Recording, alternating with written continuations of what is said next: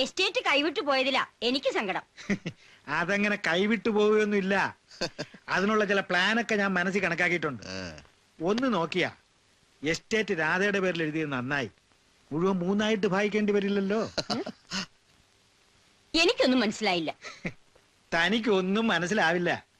എടോ, രാധ നമ്മുടെ കുടുംബത്തിലെ ഒരു അംഗമായി കഴിഞ്ഞാൽ പിന്നെ എസ്റ്റേറ്റ് നമ്മുടെ കുടുംബത്തിലേക്ക് വന്നു ചേരില്ലേ? എന്റെ ഭഗവതി, നിങ്ങളുടെ ഒരു ബുദ്ധി. ബുദ്ധി എന്റേതല്ല, ദേ ഇരിക്കുന്നു ബുദ്ധിമാൻ.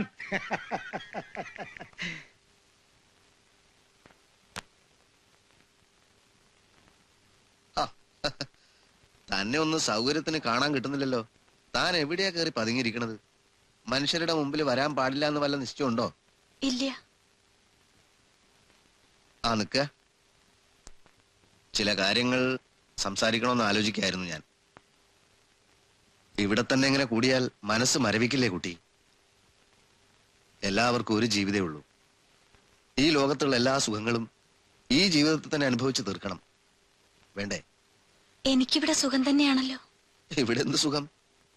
അമ്മാമയ്ക്കും അമ്മായിക്കും 3 നേരം വെച്ച് വിളമ്പി കൊടുക്കുന്നത്. കുട്ടിയെ ഒരു ദിവസം ഞാൻ കൊണ്ടുപോവാം ബോംബെക്ക്. അച്ഛൻ എന്നെ അന്വേഷിച്ചു. നിക്കുക, നീലഗിരിയിലെ എസ്റ്റേറ്റ് രാധക്ക് ഒറ്റയ്ക്ക് നോക്കി നടത്താൻ പറ്റുമെന്ന് തോന്നുന്നുണ്ടോ? എസ്റ്റേറ്റോ? അതെ.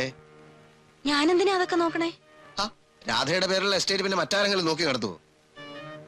നീലഗിരിയിൽ ഒരു ബംഗ്ലാവ് പണിയിപ്പിച്ച് അവിടെ കൂടിയാലും എനിക്ക് കുഴപ്പമൊന്നുമില്ല. നല്ല സുഖമായിട്ടുള്ള കാലാവസ്ഥ അവിടെ. ഈശ്വര, എനിക്കൊന്നും മനസ്സിലാവണില്ല. ഓ, അത് ശരി. പുറകെ വന്നതാവും കുട്ടിയുടെ. അതെ, ഞാൻ ചെറിയമ്മോട് പറഞ്ഞു കൊടുക്കും താനിങ്ങനെ ചില വൃത്തികെട്ട കാര്യങ്ങളിലൊക്കെ ചെന്ന് പെടുന്നു. ഒരു വിരോധം ഇല്ല. ഇത്തരം വൃത്തികെട്ട കാര്യങ്ങളിൽ രവിയേട്ടൻ താല്പര്യം കാണിക്കാണ്ടിരുന്നാ മതി. മൂത്തവരെ ഗുണദോഷിക്കാരൊക്കെ ആയോ താൻ? പോയിക്കോളൂ.